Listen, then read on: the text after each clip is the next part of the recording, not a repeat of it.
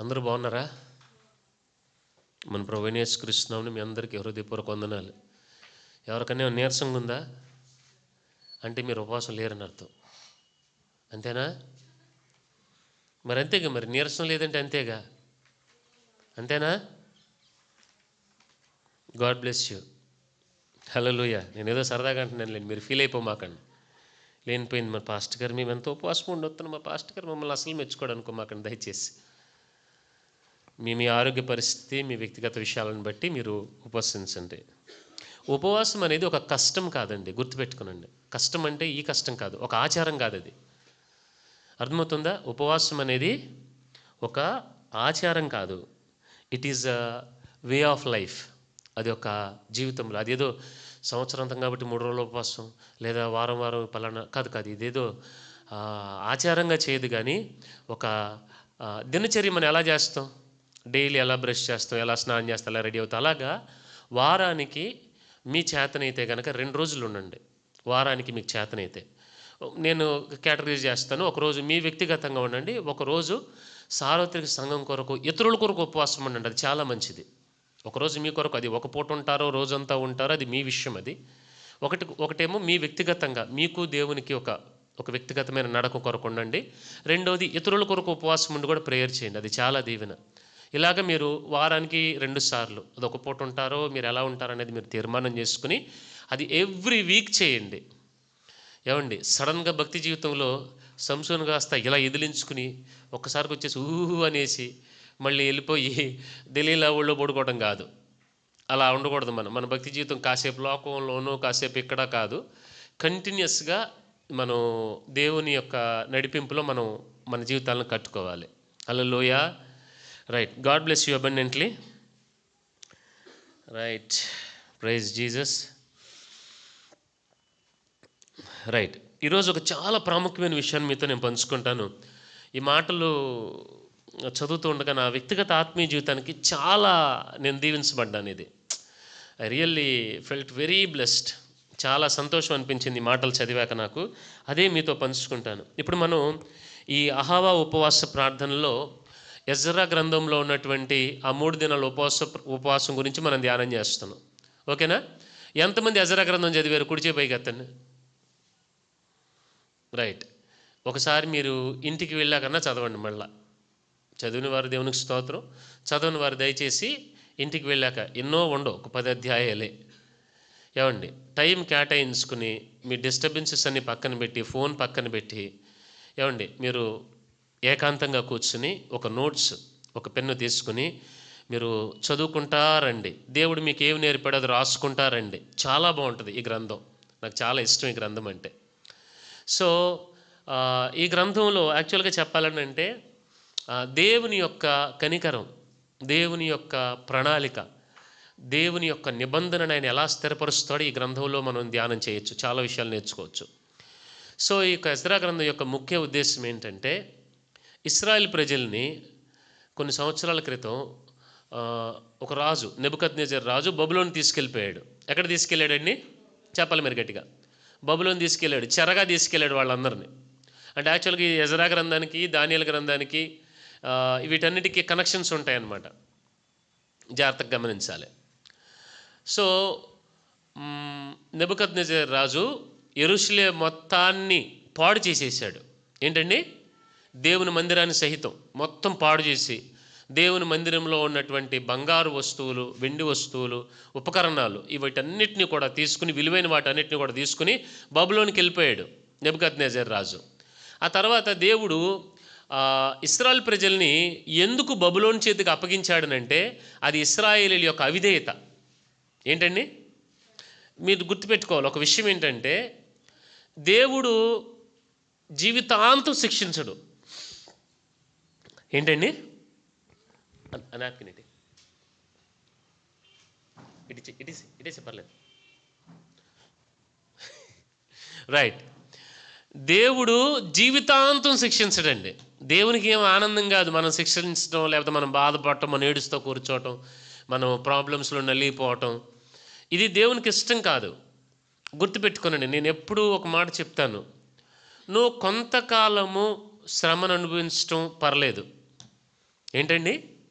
నువ్వు కొంతకాలము శ్రమను అనుభవించడం నేను యాక్సెప్ట్ చేస్తాను. జీవితకాలం శ్రమను అనుభవించడం అనేది చాలా తప్పు.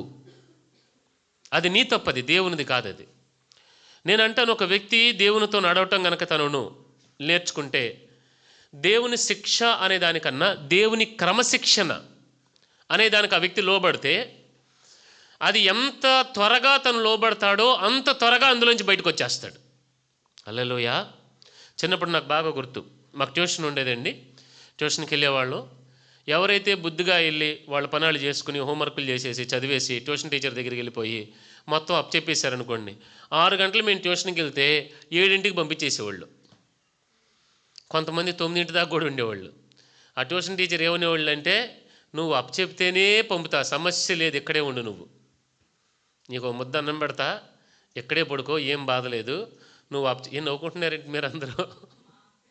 ఏమండి, నువ్వు అప్పచెప్తేనే నేను పంపిస్తా. అర్థమవుతుంది మీకు నేను చెప్పేది? లైక్ వైజ్ విశ్వాస జీవితంలో దేవుని క్రమశిక్షణకు మనం లోబడితే అది ఎక్కువ టైం పట్టదు. ఇశ్రాయేల్ ప్రజలు చాలాసార్లు వాళ్ళు శత్రువుల చేతికి అప్పగించబడ్డారు. అప్పగించింది ఎవరు అనుకున్నారు?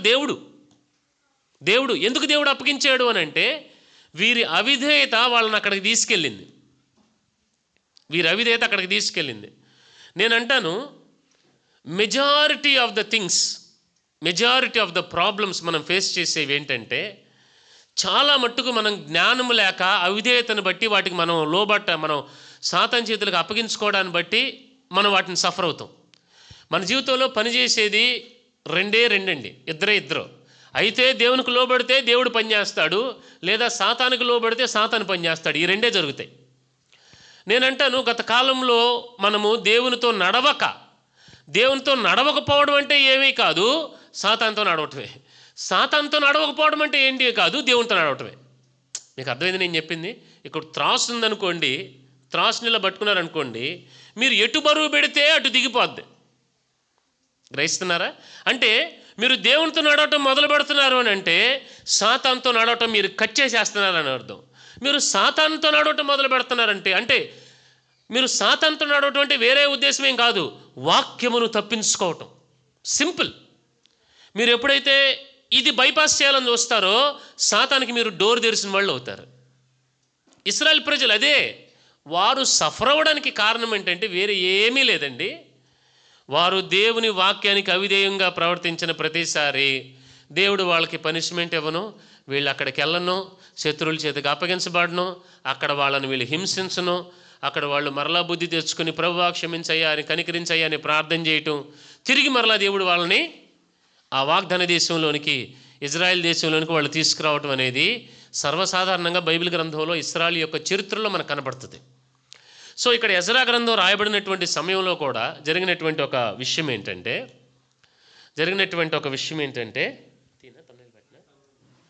Praise Jesus, 1 second.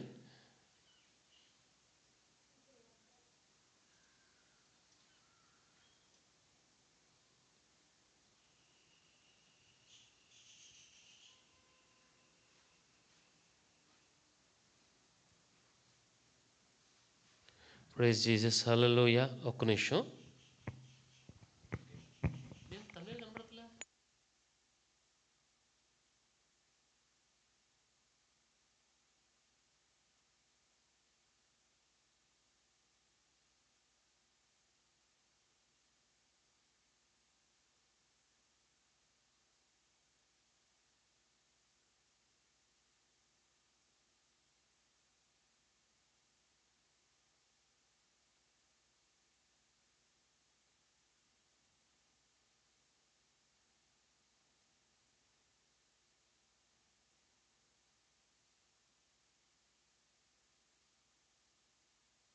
Right, praise Jesus, sorry for the interruption.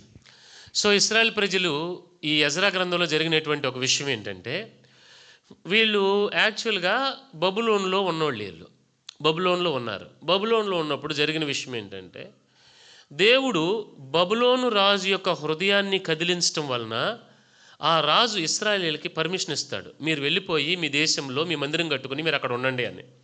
ఇది యాక్చువల్గా ఇశ్రాయేల్ గ్రంథం మొత్తం జరిగేది. దీనిలో ఎజ్రా గారు తన పాత్రను తను పోషిస్తాడు. సో ఈ మాటలను రాయబడింది. సో నేను మీకు చెప్పాలనుకున్న ముఖ్యమైన విషయం గమనించండి, నా హృదయాన్ని తాకినటువంటి విషయాలు చూడండి. 1వ అధ్యాయము 1వ వాక్యం చదువుదామండి. 1వ అధ్యాయం 1వ వాక్యము. పారసీక దేశపు రాజైన కోరేషు ఏలుబడిలో 1వ సంవత్సరమందు ఇర్మియా ద్వారా పలకబడిన తన వాక్యమును నెరవేర్చుటకై. Note this point, first thing, first మాటే ఏమండి, నా వైపు చూడండి జాగ్రత్తగా. ఫస్ట్ మాటే దేవుడు నాకు ఆ మాట పట్టుకుంది. ఇర్మియా ద్వారా ఏమండి పలకబడిన తన వాక్యమును నెరవేర్చుటకై. దేవుని పని ఏంటో తెలుసా? దేవునికో పని ఉందండి. దేవుడు ఏ పని లేకుండా ఉండడు. దేవుడు ఒకే పని చేస్తాడు. ఏం పని చేస్తాడు తెలుసా? తన వాక్యమును నెరవేరుస్తాడు ఆయన. నాకు భలే అనిపించింది ఈ మాట చదవంగానే. దేవునికి ఉన్నటువంటి ఒకే ఒక పని. ఆయన ఏం చేస్తాడు? పొద్దున్న లేగిస్తేనంటే తన వాక్యం లెగుస్తాడు. పొద్దున్న లేకటం అంటే లేనిపోయింది. మళ్ళీ రాత్రి పడుకుని పొద్దున్న లేచాడు అనుకోండి, ఇశ్రాయేల్ దేవుడు కొనుగోడు నిద్రపోడు. మళ్ళీ లేనిపోయింది దీన్ని తీసుకుని మన వాళ్ళు ఎక్కడికో వెళ్ళిపోతారు. అర్థమైంది మీకు నేను చెప్పింది? సో దేవుడు కూడా పని చేస్తాడు.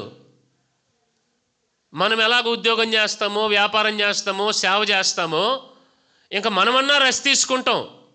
దేవుడు తను చెప్పిన మాటని నెరవేర్చడానికి ఏమండి ఆయనకి టైం లేదు అసలు. యాక్చువల్గా అంటే టైం లేకపోవడం అంటే మనలాగా 24 అవర్స్ టైం జోన్లో ఏమి ఉండడు. దేవుడు టైంని క్రియేట్ చేసింది ఆయన.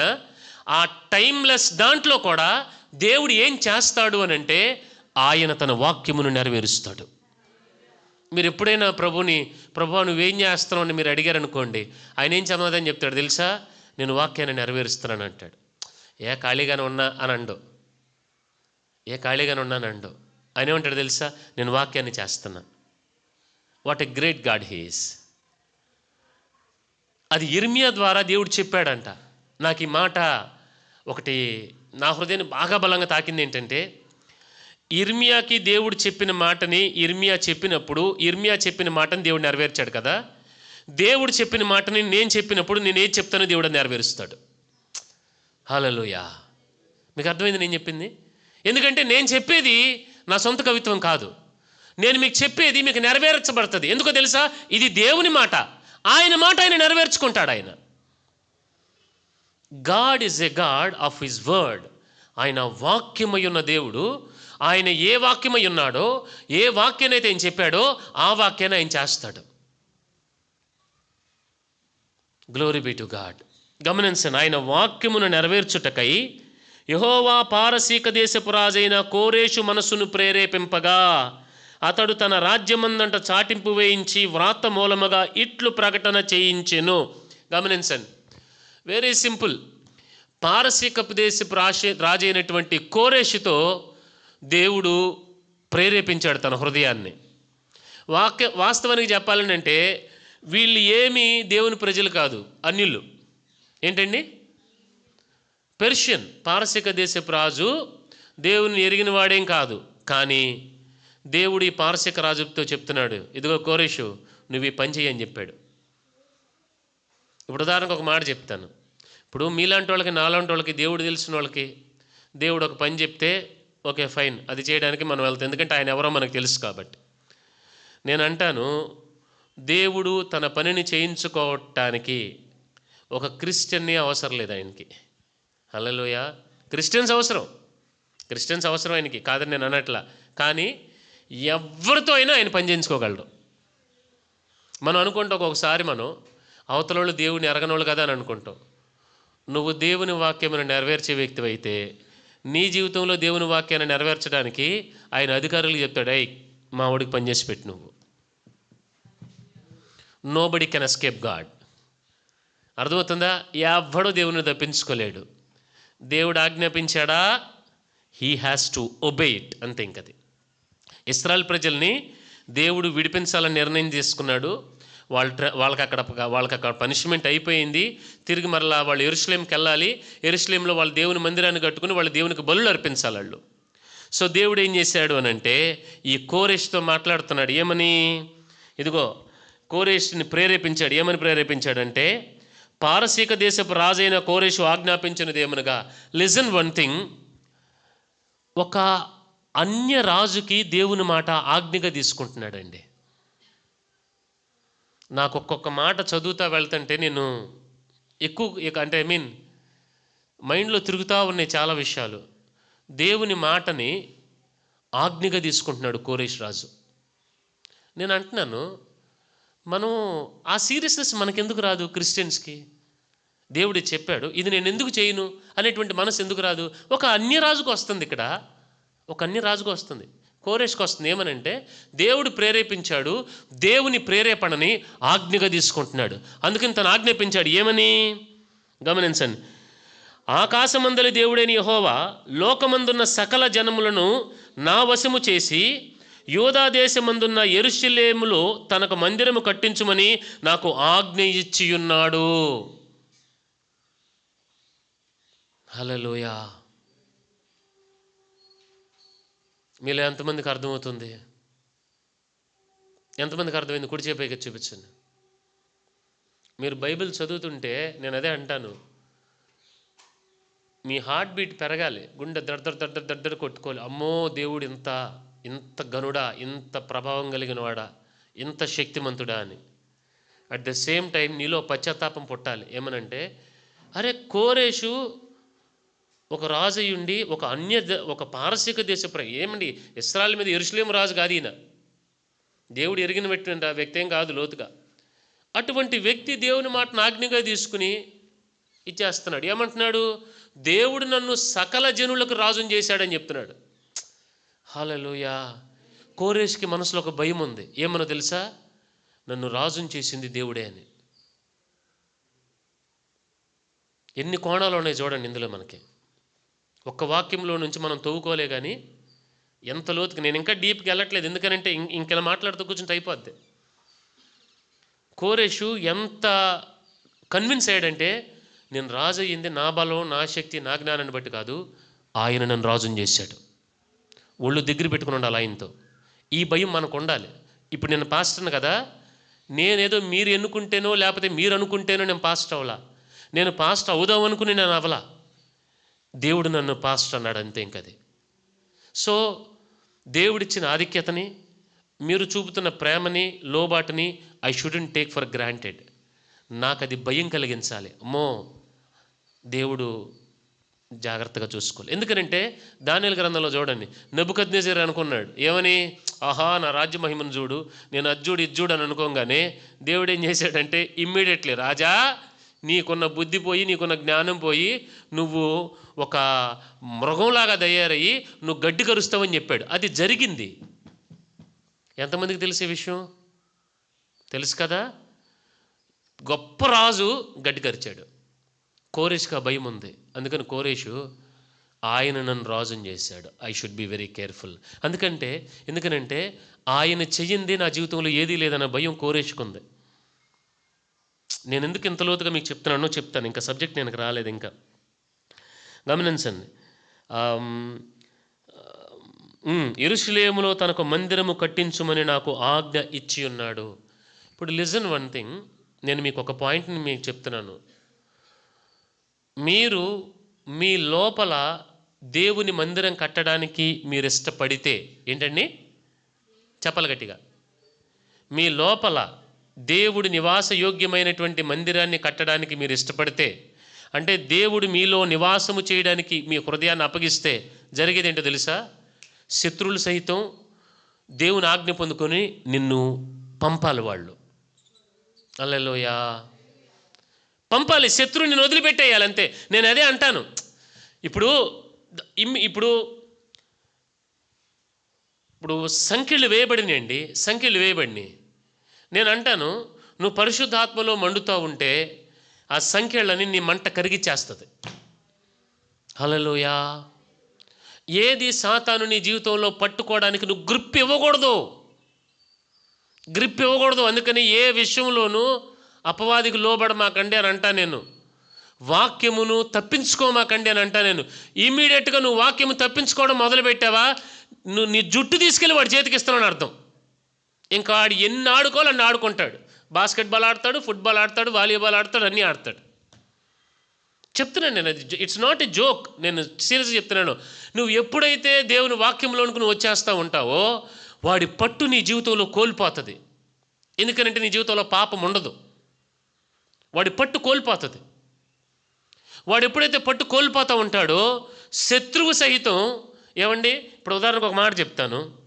ఒక ఎర్రగా సలసల కాగుతున్నటువంటి అగ్నిలో కాల్చబడిన ఒక ఐరన్ బాల్ని తీసుకొచ్చి చేతిలో పెట్టారనుకోండి, తీసుకుని జేబులో పెట్టుకుంటారా, ఒళ్ళో పెట్టుకుంటారా, ఏం చేస్తారు దాన్ని? చెప్పరేంటి? చెప్పరేంటి? చేతిలో పెట్టబడింది అనుకోండి, ఏం చేస్తారు దాన్ని? పట్టుకోగలరా? అపవాది కూడా అంతే. నువ్వు నులివెచ్చగా కనుక శుభ్రంగా అటు ఇటు ఆదివారం చర్చికి వస్తా ఇలాగ నువ్వు కొనసాగావనంటే హ్యాపీగా చేతిలో పెట్టుకుని ఆడుకుంటూ ఉంటాడు. నువ్వు మండుతూ ఉన్నావు అనుకో, నిన్ను అమ్మో వీడు కాలిపోతున్నాడని చెప్పి నేను వదిలేస్తాడు అంతే. హల్లెలూయా. నేను అదే అంటాను, మీకు హీలింగ్ కావాలా, మీకు డెలివరెన్స్ కావాలా, మీకు ఫినాన్షియల్ బ్రేక్ త్రూ కావాలా, లేకపోతే మీకు స్పిరిచువల్గా మీరు ఒక జైంట్ కింద మీరు ఎదగాల, వీటన్నిటికీ ఒకటే మూలం ఏంటో తెలుసా? నువ్వు మండటం తప్పితే, నువ్వు దేవుని వాక్యంలో తప్పితే నీకు వేరొక ఆప్షన్ లేదు. క్రైస్తవులకి 4 దారులు లేవు, రాసి పెట్టుకోండి. అది ఏంటండి? 4 దారులు లేవు, ఒకే ఒక దారి. దేవుడు తప్పితే వేరొక ఆప్షన్ నీకు లేదు. ఇక్కడ గమనించండి, చూడండి. యెరూషలేములో తనకు మందిరము కట్టించుమని నాకు ఆజ్ఞ ఇచ్చి ఉన్నాడు. ఎప్పుడైతే ఒక వ్యక్తి దేవుని మందిరము కట్టడానికి నడుం కట్టుకుంటాడో జరిగేది ఏంటో తెలుసా? శత్రువు నిన్ను పంపాలి, ఇంక వేరొక ఆప్షన్ లేదు. శత్రువు నిన్ను వదిలిపెట్టాల్సిందే, ఆప్షన్ లేదు ఇంక వాడికి, అంతే. అందుకని రాజు చూడండి, దేవుని వలన ఆజ్ఞాపించబడి ఇశ్రాయేల్ ప్రజల్ని మీరు వెళ్ళండి అని పంపిస్తాను. మీకు ఇదే విధంగా మీకు ఇంకొక చోట ఎక్కడ కనపడింది చెప్పండి? ఇదే విధంగా మీకు ఇంకొక చోట కనపడుతుంది ఎక్కడ?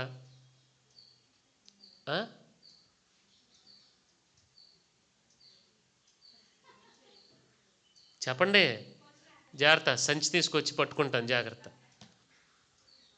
ఇదే విధంగా ఇశ్రాయేల్ ప్రజలు విడిపించబడి ఒక రాజు పర్మిషన్ ఇచ్చి పంపించాడు. ఎక్కడ? నాకు రెఫరెన్స్లో వదిలే, ఎక్కడో చెప్పండి, కాంటెక్స్ట్ చెప్పండి నాకు.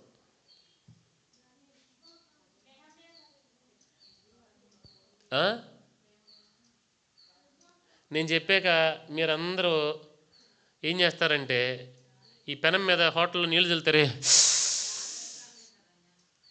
మీరు ఎక్కడ, నేను అదే చెప్తున్నాను, వెరీ సింపుల్. 2 రెళ్ళు అంతే సింపుల్. అంతేగాని మీరు 2x2 ÷ 4/42 ఇవన్నీ లెక్కేసుకోకండి. Very simple. నేను అడిగింది ఏంటో చెప్పండి మీరు.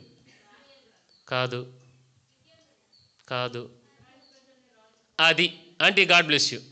నేను అదే అంటున్నాను, ముఖ్య ఎక్కడ అంటే ఇలా చూపించండి. చాలా సింపుల్ క్వశ్చన్ అడిగా, మీరు అదే అంటున్నాను, సింపుల్ వాటిని సింపుల్గానే ఇచ్చేయండి, దానికి పాండిత్యం అర్థమాకండి. మీరు ఇలా చూపిస్తున్నారు.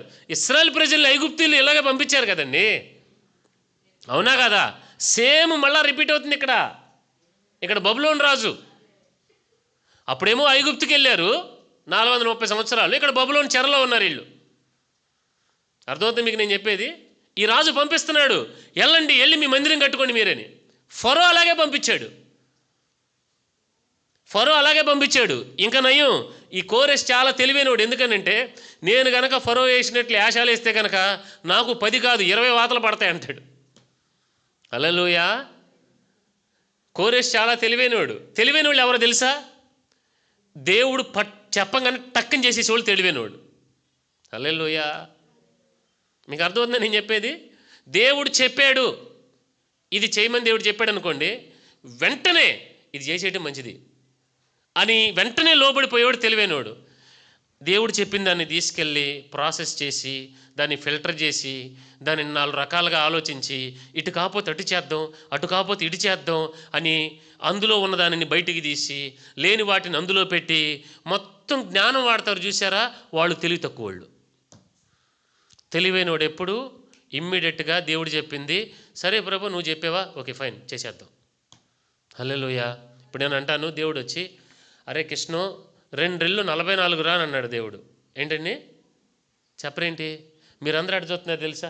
భలేవాళ్ళు పాస్టర్ గారు, మీకు తెలియదండి లెక్కలో. 2 రెళ్ళు 4 అండి. 44 దేవుడు నాకు 44 అని చెప్పాడు. నేను 44 అంట. నాకు అనవసరం మీకు చిన్నప్పటి నుంచి ఎలా చెప్పారో నాకు అనవసరం. నాకు దేవుడు చెప్పిందే నాకు పాయింట్. మీకు అందరికీ నేను పెచ్చోళ్ళలా కనపడతాను, కానీ దేవుడికి నేను తెలివైన వాళ్ళలా కనపడతాను. మీకు ఎగ్జాంపుల్ చెప్పనా? 12 మంది వెళ్ళారు, 10 మంది నిజం చెప్పారు, 2 మాత్రం దేవుడు చెప్పిందే నిజం అన్నారు. హల్లెలూయా! మీకు ఎంతమందికి అర్థమైంది? సో నేనంటాను, దేవుడు చెప్పింది believe it and do it అంతే. ఇంకా దాన్ని ప్రాసెస్ చెయ్యొద్దు అంతే. ఇప్పుడు కూరలో ఉప్పేయమంటే ఇంచుమించుగా చూసి దాన్ని ఒక తిప్పి చెక్ చేసుకుని ఓకే ఫైన్ సరిపోయింది, ఇంకొంచెం పోయి ఓకే ఫైన్, ఇంకంతే క్లోజ్. అంతేగాని 1/2 కిలో బెండకాయలకి ఇన్ని గ్రాములు నేను నూనె పోసాను, ఇన్ని గ్రాములు అది చేశాను, ఈ టెంపరేచర్ ఏమో 500 డిగ్రీల్లో పెట్టాను, ఇదంతా దేనికి? తలకాయ నొప్పి ప్రాసెస్. మీకు అర్థమైంది నేను చెప్పింది? చాట్ జీపీటీని అడిగి ఇక్కడ అడిగి దేవుడు చెప్పించేసేయండి. కోరేష్ అదే పని చేశాడు, తెలివైనోడు కోరేషు. దేవుడు చెప్పాడు, ఇమ్మీడియట్గా చేశాడు.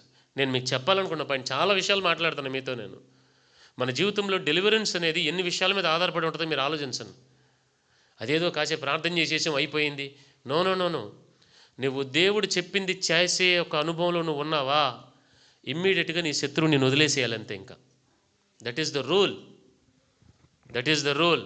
భారతదేశంలో ఎలా రాజ్యాంగం ఉందో ఈ సర్వ లోకాలకి, భూలోకం, పాతాళం, నరకం, ఇంకా మనకు తెలియని లోకాలు ఇంకేమైనా ఉన్నాయో మనకైతే తెలియదేమో, కానీ ప్రస్తుతానికి ఏమండి వీటన్నిటికీ కలిపి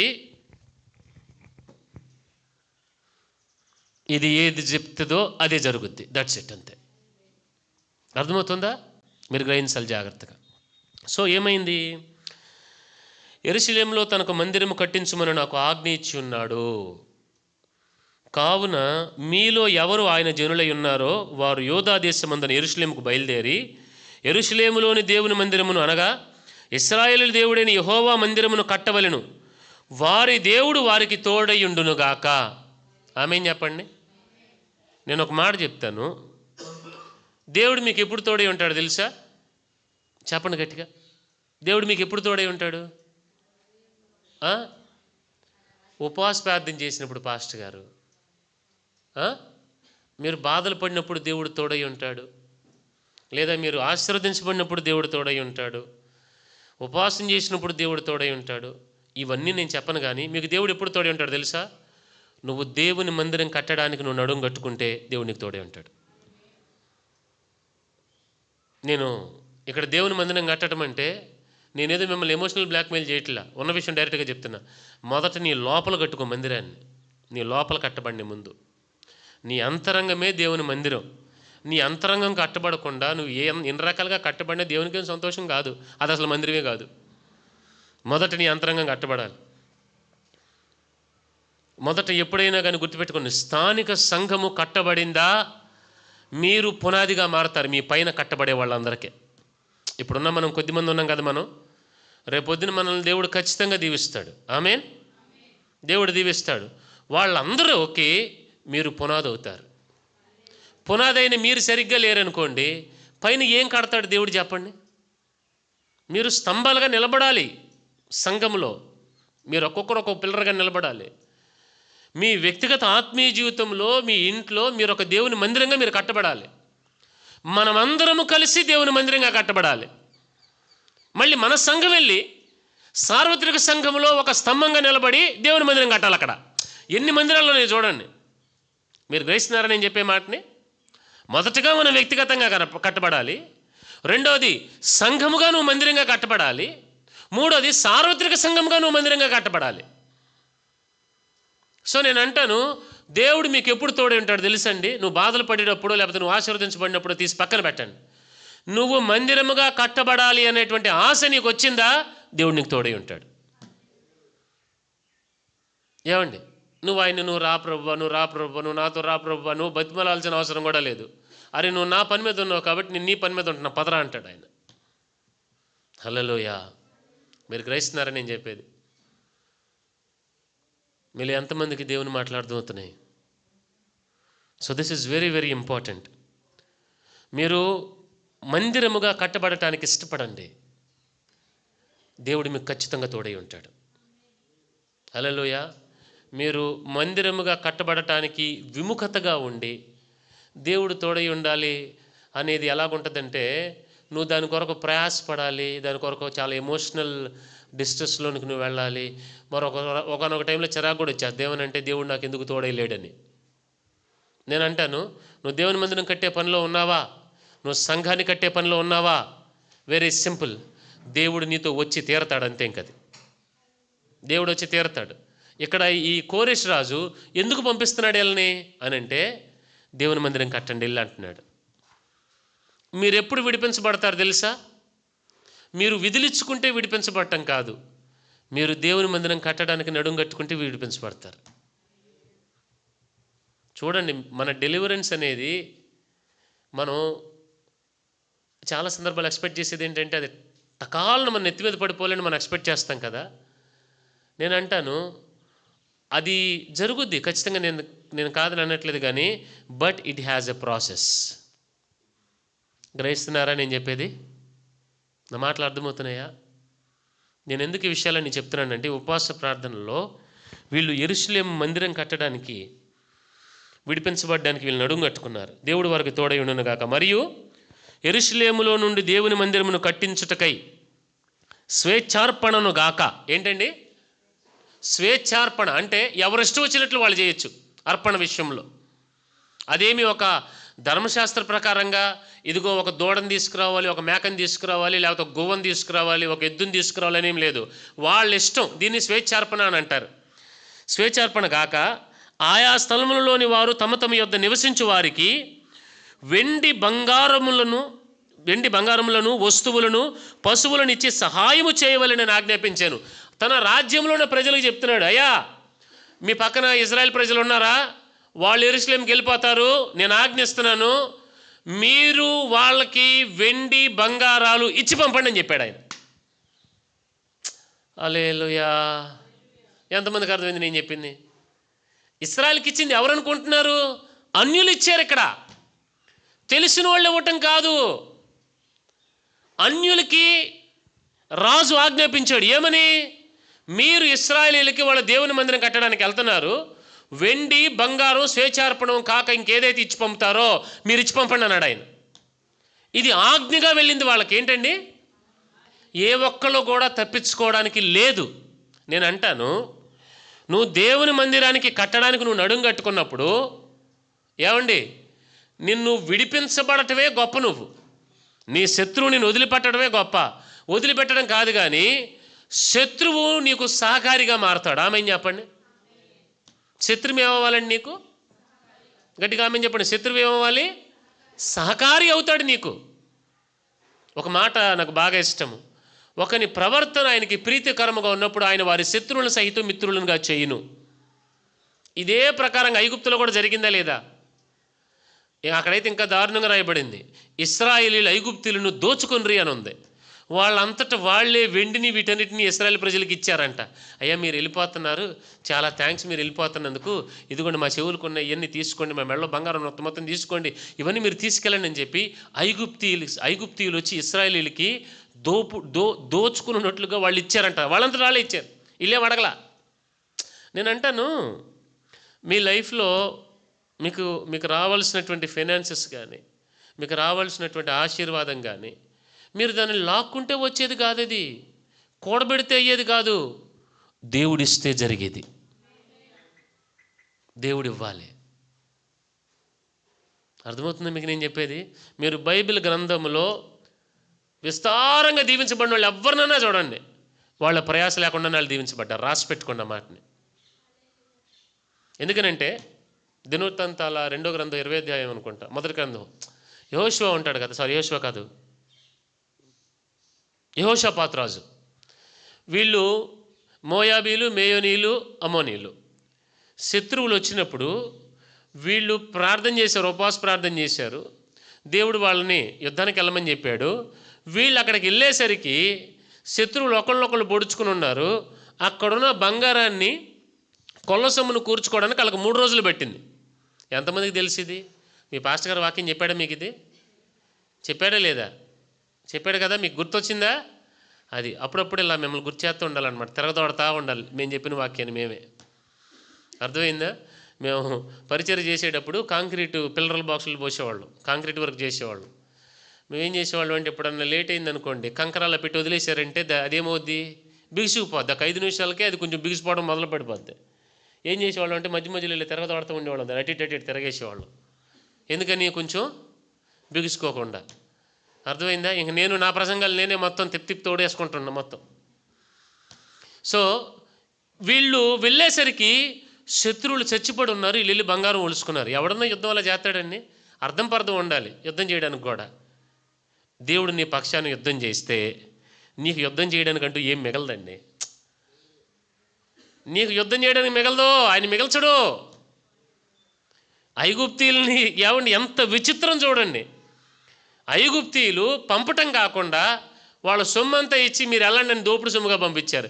ఇక్కడ కూడా సేమ్ సైకిల్ రిపీట్ అవుతుంది. ఇక్కడ సేమ్ సైకిల్ రిపీట్ అవుతుంది. ఎజ్రా గ్రంథంలో చూడండి, కోరెష్ రాజు ఆజ్ఞిస్తున్నాడు తన సంస్థానంలో వాళ్ళందరికీ ఏమనంటే, ఇదిగో ఇశ్రాయేలు ప్రజల్ని పంపించేస్తున్నాను, మీ దగ్గర ఉన్న వెండి బంగారాలు తీసుకొచ్చి వాళ్ళకి ఇవ్వండి అని చెప్పాడు ఆయన. మేము ఇవ్వడం కుదరదండి అనడానికి ఎవరు లేరు. ఇవ్వకపోతే ఏం జరుగుతుందో చూడండి, ఇక్కడ చూడండి. తోడి ఉండను కాక మరియు 5వ వాక్యములో, మరియు యోధా పెద్దలను, బెన్యామీయులను పెద్దలను, యాజకులను, లేవీయులను ఎవరెవరి మనస్సును దేవుడు ప్రేరేపించునో వారందరూ వారితో కూడుకుని వచ్చి యెరూషలేములో ఉండు యెహోవా మందిరము కట్టుటకు ప్రయాణమేరి, మరియు వారు చుట్టూనున్న వారందరూ స్వేచ్ఛగా అర్పించినవి గాక. ఏంటండి? ఎవరికి ఇష్టం వచ్చినంత వాళ్ళు ఇచ్చారండి. ఎవరిచ్చింది? ఎవరిచ్చారు ఇది? నేను ఇది బాగా నమ్ముతానండి. దేవుడు నన్ను దీవించడానికి ఏమండి, నేను ఎప్పుడు అంటాను, మీకు కూడా అదే సూత్రం చెప్తున్నా. దేవుని మీద ఆధారపడి దేవునితో నడవండి. మీరు అనుకొనని ద్వారాలు దేవుడు తెరుస్తాడు. మీరు అనుకోరు. దేవుడిస్తే నీకు కొద్ది గొప్ప రావటం కాదు, విస్తారమైన కొలసమ్ము నేను వెంబడిస్తుంది. Glory be to God. చూడండి, హల్లెలూయా. మనోళ్ళేమో దేవునితో నడవకుండా నానా తిప్పలు పడుతూ ఉంటారు. అదే నాకు బాధేస్తుంది. చూడండి, స్వేచ్ఛగా అర్పించినవి కాక వెండి ఉపకరణములను బంగారును పశువులను ప్రశస్తమైన వస్తువులను ఇచ్చి వారికి సహాయం చేసిరి. మరియు నెబుకద్నెజరు యెరూషలేములను తీసుకుని వచ్చి తమ దేవతల యొక్క గుడి అందుంచిన యెహోవా మందిరపు ఉపకరణములను రాజైన కోరెషుకు బయటకు తెప్పించెను. పారసీక దేశపు రాజైన కోరెషు తన ఖజానాదారుడైన మిత్రిదాతు ద్వారా వాటిని బయటికి తెప్పించి లెక్క చేయించి యూదులకు అధిపతియకు షేష్బజ్జరు చేతికి అప్పగించెను. వాటి యొక్క లెక్క 30 బంగారపు పళ్ళెములను, 1000 వెండి పళ్ళెములను, 29 కత్తులను, 30 వెండి బంగారు గిన్నెలను, 410 వెండితో చేయబడిన 2వ రకమైన గిన్నెలను, మరి ఇతరమైన ఉపకరణలు 1000 ఉండెను. ఇదంతా మీరు చదువుకుంటూ వస్తే చాలా చాలా ఉన్నాయి. మీరు ఇంకా చాలా చాలా చాలా విషయాలు మీరు చదువుకుంటూ వస్తే కనుక వారందరినీ ఏమండి వారికి దేవుడు ఆ శత్రు రాజు అయినటువంటి కోరెషు ద్వారా దేవుడు వీళ్ళు మందిరం కట్టడానికి కావలసింది కూడా దేవుడు ఇస్తున్నాడు. అవునా? వీళ్ళు వచ్చి సంపాదించింది ఏమీ లేదు. వెండి బంగారు వస్తువులు అంతకుముందు ఏవైతే ఉన్నాయో అవి కూడా ఇచ్చి పంపాడు. అంటే మీకు ఒక మాట చెప్తాను, దేవుని మందిరములో దోపుడు సొమ్ముగా ఏదైతే అయ్యిందో అదంతా కూడా దేవుడు కోరెషు ద్వారా ఇచ్చి పంపించాడు. నేను అంటాను, మీలో ఎంతమందికి నేను నష్టపోయానని ఫీలింగ్ ఉంది? కుడి చేయి పైకి ఎత్తండి. చెప్పరేంటండి? నేనేం అనుకోనులేండి, చెయ్యి పైకి ఎత్తండి. మీలో ఎంతమందికి నేను నష్టపోయానన్న ఫీలింగ్ ఉంది? పాలు ఎత్తాడు. నీకేం నష్టపోయావు నాన్న? 6 ఏళ్ళ నీకు? ఎన్ని బాధలు చెప్పంటారు పాస్టర్ గారు స్కూల్లో అంటాడేమో. వీళ్ళ బాధలు అక్కడ ఉంటాయి. ఏమండి, నేను నష్టపోయానన్న ఫీలింగ్ ఎంతమందికి ఉంది? కుడి చేయి పైకి ఎత్తండి. అది లేదా? సరే, అందరికీ ఉంటుంది కదా. సరే, అందరికీ ఉంటుంది. కానీ జరిగిన విషయం ఏంటి తెలుసా? బబులోను నెబుకద్నెజరు రాజు ఇశ్రాయేలీయుల యొక్క మందిరంలోని వస్తువులన్నింటినీ తీసుకొచ్చాడు. కోరెషు వాటిని విడిపించాడు. విడిపించడం మాత్రమే కాకుండా మందిరం ఉపకరణాలన్నిటినీ ఏమండి, మందిరం ఉపకరణ, దీనికి ఒక అధికారిని పెట్టాడు ఆయన. ఒక అధికారిని ఏం పెట్టాడు చూడండి. ఏమండి, కోరేషు తన ఖజానాదారుడైన మిత్రిదాతు ద్వారా వాటిని బయటికి తెప్పించి, ఏంటి, కొల్ల సొమ్ముని అంతకుముందు ఏదైతే మందిరం ఉన్నాయో బయటికి తెప్పించి లెక్క చేయించి యూదులకు అధిపతియగు షేష్బజ్జరు చేతికి అప్పగించెను. ఈ షేష్బజ్జరుకు ఒక పని అప్పగించాడు. ఏంటో తెలుసా? నువ్వు వెళ్ళి ఇశ్రాయేలు ప్రజల కొరకు మందిరం కట్టించి పెట్టి వాళ్ళకి హెల్ప్ చేయని పంపించాడు. హల్లెలూయా. ఇశ్రాయేలు ప్రజలు మందిరం కట్టడానికి నువ్వు వెళ్ళి హెల్ప్ చేయను ఒక అధిపతిని నియమించాడు, ఒక ప్రాజెక్ట్ మేనేజర్ని నియమించాడు దేవుడు. ఈయన పని ఏంటో తెలుసా? ఈ సొమ్మంతా తీసుకెళ్ళి ఇశ్రాయేలు ప్రజలకు అప్పచెప్పటం. అంత మాత్రమే కాదు, ఇశ్రాయేలు ప్రజలకి బబులోను సంస్థానంలో ఉన్నటువంటి వాళ్ళందరూ కూడా వెండి బంగారము బోల్డన్ని ఒక స్వేచ్ఛార్పణగా వాళ్ళంతట వాళ్ళే ఇచ్చారు. అంటే ఇశ్రాయేలు ప్రజలు పోగొట్టుకున్నది తెచ్చుకోవడం కాదు, కానీ ఎంతకంటే ఎక్కువ ఇచ్చాడు దేవుడు. అవునా కాదా? నేను అంటాను, నువ్వు దేవుని మందిరముగా కట్టబడడానికి నువ్వు ఇష్టపడితే, దేవుడు నీలో పనిచేయడానికి నువ్వు ఇష్టపడితే, నువ్వు ఎంత పోగొట్టుకున్నా రెట్టింపు దేవునికి ఇస్తాడు. ఇది వాక్యం. ఎందుకంటే వాక్యం సెలవిస్తుంది. ధర్మశాస్త్రంలో దేవుడు రాసిన విషయం ఏంటంటే, ఒకడు దొంగతనం చేశాడు, దొంగ దొరికాడు, దొంగ దొరికితే రికవరీ రావటం కాదు, 7 అంతలు దేవుడు లాక్కోమని చెప్పాడు. హల్లెలూయా. తిరిగి మరలా 7 అంతలు చెల్లించవలెను. ఇప్పుడు దొంగతనం అయింది, పోలీసులు దొంగను పట్టుకున్నారు, ఎంత ఇస్తారు రిటర్ను? పోయినంతే ఇస్తారు. అవునా కదా? పోయినంతే వస్తుంది. ఇప్పుడు 100 గ్రాములు పోయింది అనుకోండి, నాకు కొంచెం 200 గ్రాములు ఇప్పించండి. ఎక్కడి నుంచి తెచ్చారు పాపం 200 గ్రాములు, మిగతా 100 గ్రాములు 100 ఇస్తారు. అది న్యాయం కూడా. దేవుడు ఎవరో తెలుసా? నేను ఒక మాట చెప్తాను, ఈ మాట రాసి పెట్టుకోండి. దేవుడు న్యాయం చేయడు. ఏంటండి చెప్పరేంటి? అవునా కదా? నేను చెప్పిన పాయింట్ అర్థమైందా? న్యాయం చేయడు దేవుడు, న్యాయం కంటే ఎక్కువ చేస్తాడు ఆయన. దేవుడు న్యాయం చేయడు, అలాగని చెప్పి దేవుడు అన్యాయం కూడా చేయడు, అసలు చేయడు అన్యాయం. కానీ దేవుని న్యాయం అనేది మన న్యాయానికి మించింది. అది మీకు దేవుడు అర్థం కావాలండి. నేను అందుకనే చెప్తాను, ఇప్పుడు 10 మంది వేగు చూసి చెప్పింది నిజమా కాదా? నిజమే చెప్పారు కదా. కానీ దేవుడికి ఎందుకు కోపం వచ్చింది నిజం చెప్తే? అందుకని దయచేసి నిజాలు చెప్పమాకండి. ఇప్పుడు థంబ్నెయిల్ చేసి పెట్టాలి, క్రైస్తవులారా నిజం చెప్పమాకండి అంటే అప్పుడు మన వాళ్ళకి ఫుల్గా యాక్టివేట్ అయిపోయేది. ఇది ఏదో చెప్తున్నాడు అని చెప్పి క్లిక్ చేసి మరీ చూస్తారు మన వాళ్ళు. నిజమే, మనం నమ్మాల్సింది నిజాన్ని కాదు, సత్యాన్ని నమ్మాలి. సత్యం ఏంటి? ఆయన సత్యము, ఆయన వాక్యము సత్యము. మిగతా 2 యెహోషువ కాలేబులు నిజాన్ని నమ్మలా, సత్యాన్ని నమ్మారు. దేవుడు ఏం చెప్తే అది నమ్మారు వాళ్ళు. నేను అలాగే అంటాను, దేవుడు న్యాయం చేయడు, దేవుడు అన్యాయం అస్సలు చేయడు. దేవుడు న్యాయం చేయడు. దేవుడు ఏం చేస్తాడు తెలుసా? న్యాయానికి మించింది దేవుడు చేస్తాడు. వీళ్ళు పోగొట్టుకున్నది రావటం న్యాయమే, కానీ బబులోన్లో ఉన్న వాళ్ళందరూ కూడా దోపుడు సొమ్ముగా స్వేచ్ఛార్పణంగా, ఇదిగో మా కోరేష్ గారు చెప్పారు, నా దగ్గర ఒక 100 గ్రాముల బంగారం నాది ఉంది, తీసుకెళ్ళండి అని ఎవడిస్తాడు చెప్పండి? మీరు చెప్పరేంటండి? నువ్వు దేవుని మందిరం కట్టే పనిలో ఉంటావా? నిన్ను ఇబ్బంది పెట్టిన వాళ్ళందరూ, నేను ఇబ్బంది పెట్టడం కాదు, ఇంకా ఎక్సెస్సే నీకు చేసి వెళ్తారు వాళ్ళు. హల్లెలూయా. మీకు దేవుడు అర్థం కావాలండి. కారణం ఏంటో తెలుసా? అమ్మయ్యా, నాకు ఇష్టమైంది జరిగిపోతుంది, నేను ప్రశాంతంగా బతుకుతా, నేను ఏసీ వేసుకుని పడుకుంటా కాదు ఇక్కడ పాయింట్. నా దేవుని మందిరం నేను కడతా. ఇక్కడ నా లాభం కాదు పాయింట్, నా దేవుని లాభం నేను చూస్తా. ఈ మైండ్ సెట్ ఎవరికైతే ఉందో, నీ నష్టం ఎన్ని సంవత్సరాలు నువ్వు పోయినా, యోవేలు గ్రంథంలో రాయబడింది కదండి, గొంగళి పురుగులు గొంగళి పురుగులు, చీడ పురుగులు, మిడతలు, ఇంకా పసరు పురుగులు తినివేసిన సంవత్సరముల పంట నీ దేవుడిని యెహోవా తిరిగి మరలా నీకు దయచేయను, ఎప్పుడూ నీవు ఆయన తట్టు తిరిగిన ఎడల. సంవత్సరాలు పోగొట్టుకున్నది అలా వస్తుంది ఒక పంటలో. Hallelujah. Let God restore you in your life. God is a God of restoration. అందుకని మనం ప్రార్థన చేసేటప్పుడు ఇది పట్టుకుని మనం ప్రార్థన చేయాలి. పోయినంత వస్తే ఇంక దేవుడు పనిచేసినట్టు ఏమి లెక్కండి. నేను అంటాను, నేను దేవుడిని ఒకటి అడుగుతాను, మన పరిచర్యం చూసి, రేపు పొద్దున దినాల్లో దేవుడు ఆశీర్వదించే మన పరిచర్యం చూసి అందరూ ఏం చెప్పాలి తెలుసా? ఇది దేవుడే వీళ్ళకి చేశాడని చెప్పాలి. ఇది మనకు మనం కితకితలు పెట్టుకుని, మనకు మనం నవ్వుకుని, మనకు మనం జనాలు కాళ్ళు పట్టుకుని పోగేసుకుని ఏదో అవ్వాలని చెప్పేసి ఏదేదో ప్రయత్నం చేసి అటుగంతేసి ఇటుగంతేసి ఇది మనం చేయొద్దు. మనం దేవుని వాక్యంలో నడుద్దాం, దేవుడే పనిచేస్తాడు.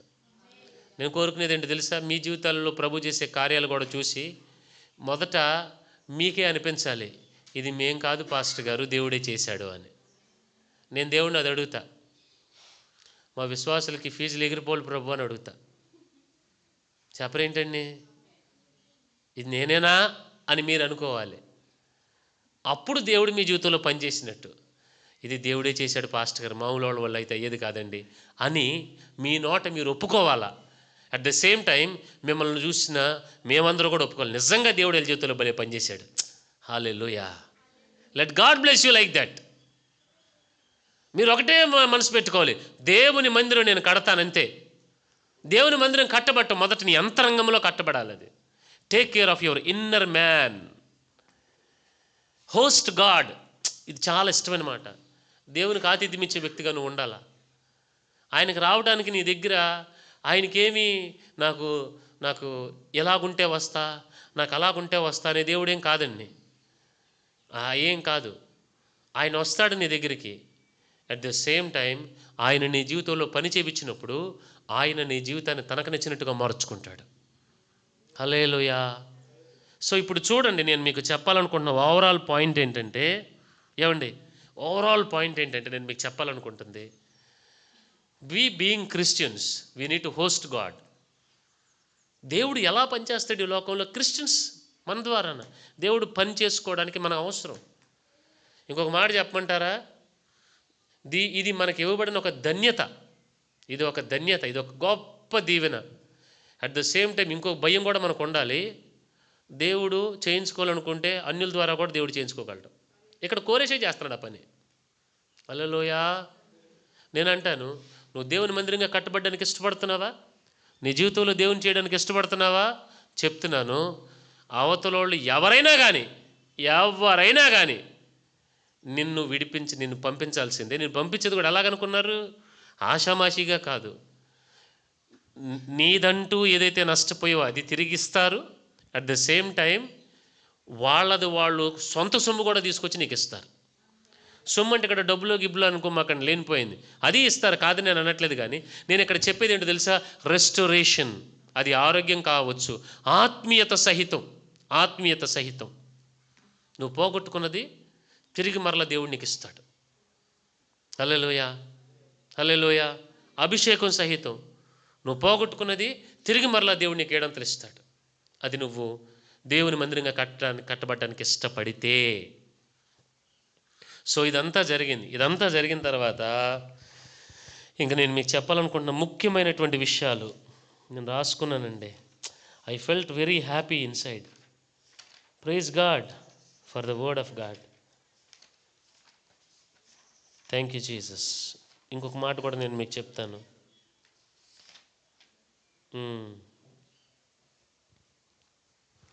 మరొక చోట వీళ్ళకి కావలసినవన్నీ పంపటం మాత్రమే కాకుండా చూడండి,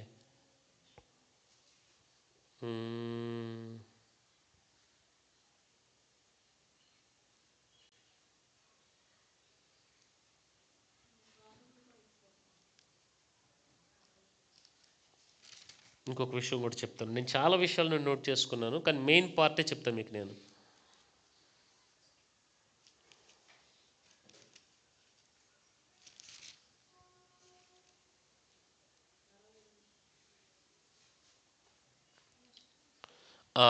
గమనించండి, 6వ అధ్యాయం తీయండి ఒకసారి. 22వ వాక్యం చదవండి ఒకసారి. అది ఇంకొకటి కూడా చెప్తాను, గమనించండి. నాకండి ఒక్క నిమిషం, ఎక్కడి నుంచి చదవండి. 6వ వాక్యం నుండి నేను చదువుతాను. 6 నుండి నేను చదువుతాను, మీరు గమనించండి. కావున రాజైన దర్యావేషు ఇలాగ సెలవిచ్చింది. ఇప్పుడు కోరేష్ అయిపోయింది. ఇప్పుడు ఇంకొక రాజు వచ్చాడు, దర్యావేషు. రాజైన దర్యావేషు ఇలాగ సెలవిచ్చాను. ఏమని? నది అవతల అధికారి అయిన తత్తేనై తత్తేనై అని నీవును, శతర్బోజ్ఞై శతర్భోజ్ఞయ్యను నీవును నది యువతలు మీతో కూడానున్న అపరిసేకాయులను యూదుల జోలికి పోక. గమనించండి, ఇక్కడ అంటే మధ్యలో చాలా విషయాలు జరిగినాయి, నేను అవన్నీ మీతో డిస్కస్ చేయట్లేదు, నేను మెయిన్ సబ్జెక్ట్ చెప్తున్నాను, మీకు గమనించండి. కోరెషు పంపించమని చెప్పాడు, తర్వాత దర్యావేషు ఏలుబడి కాలం వచ్చింది, మధ్యలో కొన్ని ఆటంకాలు ఎదురైనాయి. ఆటంకాలు ఎదురైనప్పుడు దేవుడు ఎలా రియాక్ట్ అవుతున్నాడో చూడండి. యూదుల జోలికి పోక దేవుని మందిరపు పని జరుగనిచ్చి వారి అధికారిని పెద్దలను దేవుని మందిరమును దాని స్థలమందు కట్టింపనీయుడి, మరియు దేవుని మందిరమును కట్టించినట్లుగా యూదుల యొక్క పెద్దలకు మీరు చేయవలసిన సహాయమును గూర్చి మేము నిర్ణయించినదేమనగా రాజు యొక్క సొమ్ములో నుండి.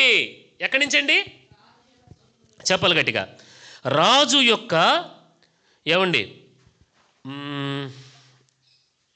ఎక్కడున్నా నేను? రాజు యొక్క సొమ్ములో 8వ వాక్యము 6-8.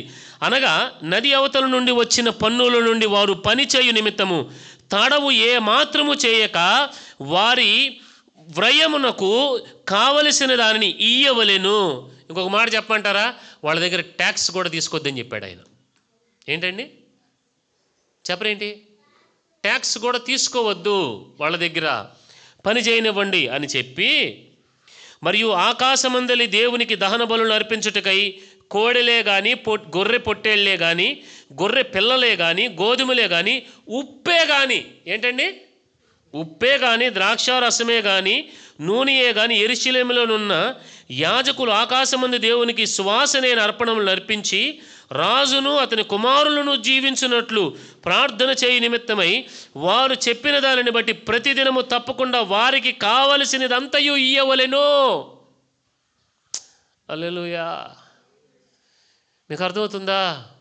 నువ్వు దేవుని మందిరం పని కట్టే పనిలో నువ్వు ఉంటే ఆ పని కొరకు పొట్టేళ్ళు ఏమండి, ఇంకా కావలసిన ఆహారం ద్రాక్షారసం ఉప్పుతో సహితం అండి. ఏంటండి చెప్పాలి మీరు గట్టిగా, చెప్పరేంటండి?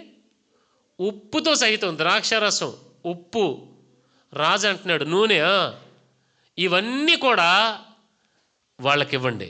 ఎందుకని? వాళ్ళు దేవుని మందిరం కట్టే పనిలో ఉన్నారు. ఏం చేస్తారు తెలుసా? వాళ్ళు ఇవన్నీ తీసుకుని దేవుని మందిరం కడతా రాజును అతని కుటుంబానిక ఏమండి అతని కుమారులను జీవించినట్లు ప్రార్థన చేయు నిమిత్తమై. ఏమండి దర్యావేషు రాజు ఇవన్నీ తీసుకెళ్ళండి, మీరు దేవుని మందిరం కట్టండి, మా కొరకు ప్రార్థన చేయండి. హల్లెలూయా. మీకు అర్థమవుతుందా నేను చెప్పేది? అంటే నేను అంటాను, నువ్వు దేవుని మందిరం కట్టే పనిలో ఉంటే ఉప్పు కూడా దేవుడు ప్రొవైడ్ చేస్తాడు, ద్రాక్షరసం దేవుడు ప్రొవైడ్ చేస్తాడు, నూనె దేవుడు ప్రొవైడ్ చేస్తాడు. అర్థమవుతుందా? అంటే నీ అవసరతలు, అంటే దేవుని బలిపీఠం మీద పెట్టడానికి, ఏమండి సన్నిధి రొట్టెల బల్ల మీద రొట్టెలు తయారు చేయడానికి ఇవన్నీ కావాలి కదా.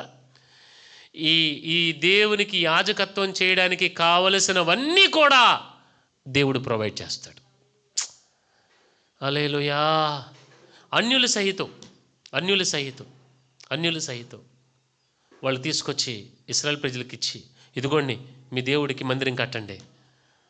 హల్లెలూయా. వీళ్ళు వెళ్ళి రాజుని అడిగారా? చెప్పరేంటండి? వీళ్ళు వెళ్ళి రాజుని అడిగారా? అడగలా. దేవుడిచ్చాడు. నాకు ఇది బాగా ఇష్టం, నా వ్యక్తిగతంగా నాకు నేను చెప్పుకుంటాను. రేపొద్దున దేవుడు మనకి స్థలం ఇస్తాడు, దేవుడు మనకి స్థలం ఇస్తాడు. సింపుల్. ఇంకా దేవుడు మందిరం కూడా దేవుడు మనకి ఇస్తాడు, మంచి మందిరం కడతాం. ఏమండి వీటన్నిటికీ నేను ఎవరిని అడగను, దేవుడు ప్రొవైడ్ చేస్తాడు. నేను మందిరం కట్టే పనిలో ఉంటాను, ఆయనే ప్రొవైడ్ చేస్తాడు. I believe in that. నాకు అది అనిపిస్తుంది. నాకు కొన్ని ప్రిన్సిపల్స్ నేను పెట్టుకున్నాను, ఆ వాక్యాలు చదివి నేను నేర్చుకున్నాను. God is my provider, I shall not be put to shame. దేవుడు సిగ్గుపరచటం. హల్లెలూయా. మీరు గ్రహిస్తున్నారు నేను చెప్పేది? ఇక్కడ చూడండి, దేవుడు వీటన్నిటిని ప్రొవైడ్ చేశాడు. తర్వాత ఏం జరిగింది? ఇంకనూ మేము నిర్ణయించినది ఏమనగా ఎవడైనాను ఈ ఆజ్ఞను భంగపరచిన ఎడల వాని ఇంటి వెన్నుగాడి ఓడదీయబడి నిలువనెత్తబడి దాని మీద వాడు ఉరి తీయింపబడును. అమ్మో, మీకు అర్థమైంది నేను చెప్పింది? దేవుని మందిరం పని విషయంలో ఎవడన్నా అడ్డుపడుతున్నాడు అని అంటే నా నోటితో పలకటానికి కూడా నాకు భయం వేస్తుంది.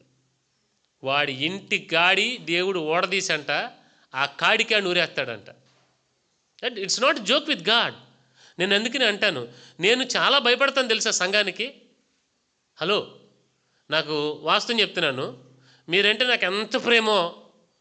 సంఘముగా మిమ్మల్ని నేను చూసినప్పుడు ఒక సేవకుడిగా ప్రేమించి మిమ్మల్ని గద్దిస్తాను, ప్రేమిస్తాను, సరిచేస్తాను. అట్ ద సేమ్ టైం సంఘముగా చూసి నేను భయపడతాను. ఎందుకో తెలుసా? మీరు దేవుని సంఘం. మీతో నేను ఆటలాడకూడదు, అంటే మిమ్మల్ని నేను మ్యానిపులేట్ చేయకూడదు. మీతో నేను ఏమన్నా ఆటలాడతాం, సంఘానికి ఏమన్నా తలకాయ నిప్పి కనుక నేను ఏదైనా ఇచ్చేస్తే కనుక, వెరీ సింపుల్ ఇక్కడ రాయబడింది మాట. అందుకని సంఘంతో ఏ ఒక్కరూ ఆటలాడకూడదు. నేననే కాదు, నేనన్నా కానీ నాకెంత నష్టమన్నా నేను భరిస్తా. సంఘ విషయంలో నష్టం వచ్చిందా దేవుని కనుగుడ్లు నీళ్ళు పెట్టినోడు అవుతాడు ఎవడైనా కానీ. ఆ భయం ఉంటుంది. అర్థమవుతుంది? ఇక్కడ రాయబడిన మాట అదే. అందుకని మీరైనా నేనైనా కానీ సంఘానికి భయపడాలి మనం. హల్లెలూయా. సంఘాన్ని ప్రేమించాలి, కానీ సంఘానికి భయపడాలి.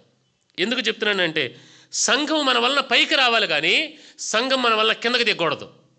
ఆమేన్.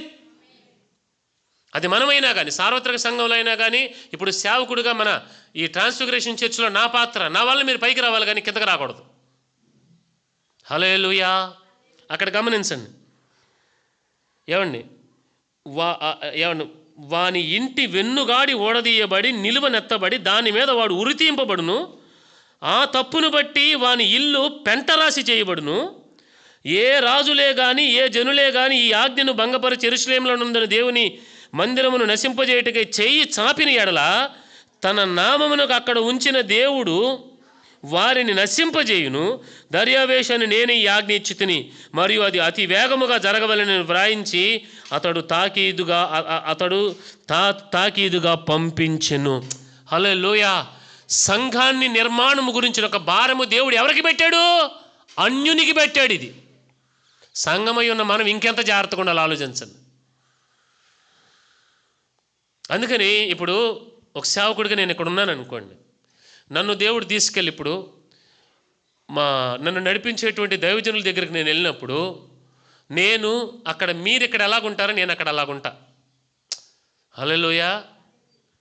మీకు అర్థమవుతుందని నేను చెప్పేది? సార్వత్రిక సంఘంలో నేను వచ్చి నిలబడ్డాను అనుకోండి, నా ఐడెంటిటీ అక్కడ పాస్టర్ కిషన్ కాదు. సార్వత్రిక సంఘంలో నేను ఒక స్తంభాన్ని, నేను ఒక పనిని. హల్లెలూయా. మీకు అర్థమవుతుందా? అక్కడ ఇగో ఫీలింగ్లకు కానీ ఆ ఫీలింగ్ వెళ్ళకూడదు. ఒకళ్ళు నాకు చెప్పేది ఏంటి దేవుడి పని చేయమని, నా అంతటి నేను వెళ్ళి చేస్తాను. హల్లెలూయా. నేను నిజం చెప్తున్నాను. ఎక్కడికైనా కానీ, ఏ పరిచర్య అయినా కానీ, దేవుని పని కొరకు నాకున్న తలాంతులు, నాకున్న వస్తువులు ఏదైనా కానీ యెహోవా అర్పితమది, దేవుని కొరకు వాడబడితే నాకు అంతే దీవెన, నాకు అదే సంతోషం. ఎందుకో తెలుసా? ఎవడైతే దేవుని మందిరం కట్టే పని మీద ఉంటాడో వాడికి దేవుడు తోడై ఉంటాడు. ఎవడైతే దేవుని పనిని ఆటంకపరుస్తాడో నేను చెప్పాల్సిన పని లేదు, జాగ్రత్త. అది ఇంక్లూడింగ్ నేను. ఎవరో ఎంత పెద్దటోళ్ళైనా కానీ ఇక్కడ ఏ వాక్యానికి ఎవరు అతీతులు కాదు. So you become a strong pillar in building the church of God. Hallelujah. నేను దైవజనులతో పాటు వెళ్తాను. వెళ్ళినప్పుడు నేను కెమెరా పెట్టుకుంటాను, వీడియో రికార్డ్ చేసుకుంటాను, సౌండ్ సిస్టమ్ ఆపరేట్ చేసుకుంటాను, కీబోర్డ్ ఉంటే కీబోర్డ్ కొట్టుకుంటాను, డ్రమ్ ఉంటే డ్రమ్ కొడతాను నేను ప్రశాంతంగా. నాకు భలే ఇష్టం డ్రమ్ అంటే. I don't feel shy. ఎందుకు సిగ్గు? దేన్ని చూసుకుని మనం అతిశయించాలి? ఒకసారి నేను చూశానండి, ఒకసారి ఒక కూటంలో పాటలు పాడుతున్నారు, డ్రమ్ అక్కడ ఉంది, ఎవరు డ్రమ్ కొడతలా. నాకు అనిపించింది, నేను వెళ్ళి డ్రమ్ము తీసుకోపోతుంటే ఒకళ్ళు ఆపి పాస్టర్లు మనమేం కొడతాం. నేను అన్నాను, సిగ్గు తెచ్చుకోవాలి మనం, సేవకులు అని మనం సిగ్గు తెచ్చుకోవాలి. నేను వెళ్ళి డ్రమ్ తీసుకుని నేను డ్రమ్ బాదుకున్నాను. నేను మా ఫెలోషిప్ మీటింగ్ జరుగుతూ ఉంటుంది కదా, మా ఫెలోషిప్ మీటింగ్లో మా ప్రెసిడెంట్ అయ్య గారు కాంగో కొడతాడు. ఆయన మా ప్రెసిడెంట్ గారు నాకు భలే ముచ్చటేస్తుంది ఆయన చూస్తే. నాకు ఆయన ప్రెసిడెంట్ మా ఫెలోషిప్కి, కానీ మా ఫెలోషిప్లో నేను ప్రెసిడెంట్, నేను సెక్రటరీని, నేను ప్రెసిడెంట్, నేను సెక్రటరీ, నేను అది, నేను ఇది ఏ ఉండవు. అందరూ దేవుడు గణపరిచిన కొలది మేము అక్కడ పరిచారకులు. మా ఫెలోషిప్ నాకు అంత ఇష్టం మాకు. హల్లెలూయా. అక్కడ ఎక్కడ నేను అనేది ఉండదు. నేను అంటాను, నేను అనేది లేని చోట దేవుడు పనిచేస్తాడండి. ఐక్యత ఉన్న చోట దేవుడు పనిచేస్తాడు. ఇంకంతే. దేవుని మందిరం కట్టబడేటప్పుడు, దేవుని మందిరంగా మనం కట్టబడేటప్పుడు నేను అంటాను, ఏం కాలేదు. దేవుని మందిరం కట్టబడేటప్పుడు ఏమండి, మనం నిలబడాలి. మనం దేని కొరకు నిలబడాలో దాని కొరకు నిలబడితే చాలు. హల్లెలూయా. మీరు రేస్తున్నారు నేను చెప్పేదండి. సో నేను ఎందుకు చెప్తున్నానండి విషయాలన్నీ కూడా, దేవుని మందిరం కట్టబడేటప్పుడు ఎవరైతే ఆ మనస్సు కలిగి ఉంటారో వారి జీవితంలో, ఇదిగోండి ఏమండి, ఉప్పు, పప్పు, నూనె. నేను చెప్పింది మీకు నేను కథలు చెప్పానా, వాక్యం చెప్పాను? చెప్పండి మీరే. ఎవరు చెప్పారు, ఎవరు ప్రొవైడ్ చేశారు? ఇవన్నీ కూడా అన్యులు ఇచ్చారు. ఇంకొక మాట చెప్పాలనంటే, నేను మీకు ఏ ఉద్దేశంతో చెప్తున్నానంటే, నువ్వు దేవుని మందిరం కట్టే పనిలో నువ్వు ఉన్నావా, నీ చుట్టూ ఉన్న వాళ్ళు నీకు సహకారులు అవుతారు. నీ శత్రువులు నీకు సహకారులు అవుతారు. నీ శత్రువులు సైతం నీకు సహకారులు అవుతారు. అప్పుడు వరకు నేను బాధించిన వారు నీకు సహకారులు అవుతారు. ఫరో సహితం, దర్యావేషు, కోరేషు, వీళ్ళందరూ వెళ్ళండి, మీ దేశానికి మీరు వెళ్ళి మీ మందిరం మీరు కట్టుకోండి. మీ మందిరం కట్టడానికి కావాల్సింది కూడా మేమే ఇస్తాం. మీ దగ్గర దొంగతనంగా కుల సొమ్ముగా తీసుకొచ్చిందంతా అది ఇవ్వటం మాత్రమే కాదు, మా సొంత సొమ్ము కూడా మీకు ఇస్తాం, పదండి. Let God provide you my brother, let God provide you, let God bless you. నేను అంటున్నాను గాడ్ బ్లెస్ యూ అనట్లా, లెట్ గాడ్ బ్లెస్ యూ అంటున్నా. దేవుణ్ణి నిన్ను దీవించ నువ్వు. గాడ్ బ్లెస్ యూకి లెట్ గాడ్ బ్లెస్ యూకి చాలా తేడా ఉంది. నేను అనేది చాలా జాగ్రత్తగా గమనించాలి మీరు. లెట్ గాడ్ బ్లెస్ యూ, దేవుడు నిన్ను దీవించినట్లుగా నువ్వు అనుమతి ఇవ్వు దేవునికి. దేవునికి లోబడు. నువ్వు అనుమతి ఇవ్వటం అంటే ఏదో పర్మిషన్ ఇవ్వటం కాదు. ఇక్కడ నువ్వు లోబడటమే. అది దేవుడు పనిచేస్తే ఎలా ఉంటుందో తెలుసా? ఇది మీకు ఇంకొక మాట చెప్పనా, ఈ రాజు ఇంత ప్రొవైడ్ చేశాడు కదా రాజు. నిన్న నేను మీకు ఈ మాట చెప్పాను, చదవండి ఆ మాటని. 9వ అధ్యాయం 22వ వాక్యం. 9:22 అండి, చదవండి అండి. ఎజ్రా 9:22. క్షమించండి, సారీ 8:22 అండి.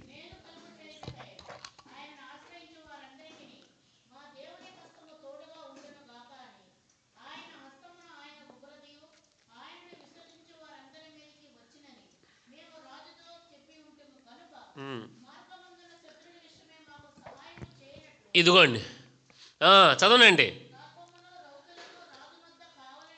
రాజుగారిని కాల్బలము, రౌతులు రాజునొద్ద కావాలనని మనవి చేయుటకు సిగ్గు నాకు తోచెను. ఎజ్రా అడగట్లేదు రాజుని. Note this point. నాకు భలే ఇష్టమైంది ఈ మాట. రాజు అన్నీ ఇచ్చాడు కదా, చెప్పరేంటండి? రాజు ఇచ్చాడు కదా, బంగారం ఇచ్చాడు, వెండి ఇచ్చాడు, ఏమంటే ద్రాక్షరసము, నూనె, ఉప్పు మాత్రం మర్చిపోవట్లేదు మనం. ఏమండి ఇన్ని ఇచ్చి పంపించాడు కదా. ఇన్ని ఇచ్చినోడు ఏమండి కొంచెం పనిలో పని కొంచెం సైన్యాన్ని కూడా ఇచ్చి పంపితే, ఇస్తే వద్దంట, అడిగితే వద్దంటాడు రాజు. చెప్పరేంటండి? ఇన్ని ఇచ్చినోడు సైన్యం పంపడం ఎంతసేపు అండి? పంపలా. ఎజ్రా వెళ్ళి రాజుని అడగటానికి సిగ్గు నాకు తోచెను. అమ్మో, ఎంత సెల్ఫ్ రెస్పెక్టో. నేను అంటాను, when you respect yourself, it means that you are respecting God. ఇప్పుడు ఎజ్రాకి ఎందుకు సిగ్గేసింది? ఎందుకు అడగలేదో తెలుసా? నేను అడిగితే దేవుడు అంటే అప్పటిదాకా ఏం చెప్పారు? దేవుని హస్తం తోడుగా ఉంటుందని, మేలు కలుగు చేయటికి ఎవరైతే చేస్తారో వాళ్ళకి దేవుడు తోడుంటాడని చెప్పాం కదా. ఒకవేళ ఇప్పుడు వెళ్ళి మేము అడిగితే మీ దేవుడు మీకు తోడుండడా అని అనుకుంటాడేమో అని రాజు అనుకోడు. ఇంత బంగారం ఇచ్చినోడు సైన్యం కూడా ఇచ్చి పంపిస్తాడు. బట్ స్టిల్ నేను ఒకవేళ అడిగితే దేవుని ఏమని అనుకుంటాడేమో, నేను అడగను. ఇంకొక మాట చెప్పాలంటే, దారిలో శత్రువులు ఉన్నారు, దారిలో చాలా ప్రమాదాలు ఉన్నాయి, చావనన్నా చస్తా, కానీ రాజుని నేను సహాయం అడగను. హల్లెలూయా. మీకు అర్థమయ్యే భాష చెప్పనా? ఇబ్బంది అన్న పడతా, కానీ దేవుని వాక్యాన్ని తప్పను. హల్లెలూయా. జరిగేది ఏంటో తెలుసా? దేవుడే నీకు సహకారికి వస్తాడు. నువ్వు సిగ్గుపరచబడవు. అందుకని రాజుని అడగడానికి సిగ్గేసి ఏం చేశాడు తెలుసా? సరే ప్రార్థన చేద్దాం పదండి. ఉపవాసం ఉండి అహావా నది దగ్గర 3 ప్రార్థన చేశారు వీళ్ళు. అర్థమైందా? అప్పుడు జరిగిన విషయం ఏంటి? దేవుని కరుణాహస్తం వీళ్ళకు తోడయ్యుండి వీటన్నిటి మీద జయాన్నిచ్చి యెరూషలేముకు దేవుడు తీసుకెళ్ళాడు. అక్కడ వాళ్ళ మందిరం కూడా కట్టేశారు. దేవునికి స్తోత్రం చెల్లిద్దామండి. అది నువ్వు మందిరం కట్టే పనిలో ఉంటే నీకు అవసరమైనవి నువ్వు పోగొట్టుకున్నవి మాత్రమే కాక ఇంకా అధికంగా దేవుడు పంపుతాడు. ప్రొటెక్షన్ కూడా దేవుడిచ్చే పని. నేను అంటాను, మిమ్మల్ని మీరు ఎంత కాపాడుకుంటారు చెప్పరేంటి? ఎంత కాపాడుకుంటారు? ఎంత కాపాడుకోగలరు? Nobody can save themselves. ఏమండి, నేను అంటాను, నువ్వు మందిరం కట్టే పనిలో ఉన్నావా? నిన్ను, నీ కలిగిన వారిని, నీ పిల్లల్ని, నీ ఆస్తిని కాపాడే పని దేవునిది. నీ ఆస్తి తరగదు, పెరుగుద్ది. ఆమేన్ చెప్పండి. హల్లెలూయా. మన బిడ్డలు ఎవరన్నా బంగారం తీసుకొచ్చి పాస్టర్ ప్రార్థన చేయండి అని అంటే నేను ఒక ప్రార్థన చేస్తాను. ఫాదర్, ఇది వీరికి పెరుగునుగాకని ఆశీర్వదిస్తాను, అది నిలబడునుగాకని ఆశీర్వదిస్తాను. It will stay. అర్థమవుతుందా? సో దేవుడు దీవించినప్పుడు ఆయన కాపాడతాడు. మనకి దాని గురించిన ప్యానిక్ అవసరంలా, దాని గురించిన భయం అవసరంలా. నువ్వు దేవునికి మందిరం కట్టే పనిలో ఉన్నావా? నీ పిల్లల్ని దేవుడు కాపాడుకుంటాడు. అది భౌతిక పరంగా, చదువుల పరంగా, జ్ఞానం పరంగా, పిల్లల భవిష్యత్తు. అందరికి ఆలోచనలు ఉంటాయి కదా, పిల్లల పరిస్థితి ఏంటి, భవిష్యత్తు అని. నేను అంటాను, నా పిల్లల భవిష్యత్తు ఏంటో నాకు తెలుసు. ఖచ్చితంగా నేను చెప్పగలను. No doubt about it. ఎందుకో తెలుసా? నా పని దేవుని మందిరం కట్టే పని. నాకు ఇంకా వేరే ఆలోచన కూడా లేదు. దేవుడే నన్ను దీవిస్తాడు. నాకు ఆ ధైర్యం ఉంది, భయం లేదు. ఎందుకో తెలుసా? ఇదేదో ఉపవాస ప్రార్థన చేస్తే వచ్చినటువంటి విశ్వాసమో లేకపోతే ధైర్యమో కాదు. ఇది ఎవరో చెప్తే వచ్చిన ధైర్యం కాదు. ఇది I know it inside. It will surely happen. God will bless us. మనం చాలా సెక్యూర్గా, చాలా హ్యాపీగా వృద్ధిలోనికి వెళ్తాం. కారణం ఏంటో తెలుసా? We are in a purpose. పోయిన ఆదివారం చెప్పిన ఇదే మెసేజ్. మన ఒక పని ఉంది ఈ లోకంలో. నీ లోపల దేవుని మందిరం కట్టాలి, నువ్వు స్థానికంగా మందిరం కట్టాలి, సార్వత్రిక సంఘంలో నువ్వు మందిరం కట్టాలి. ఇదే నీ పని. ఎంతకుమించి వేరే ఒక పని లేదు నీకు, అంతే. దేవుడు మనకి కృప దయచేయును గాక. కనుక తలలు వంచండి, ప్రార్థన చేసుకుందాం అందరం కలిసి. It's time to pray.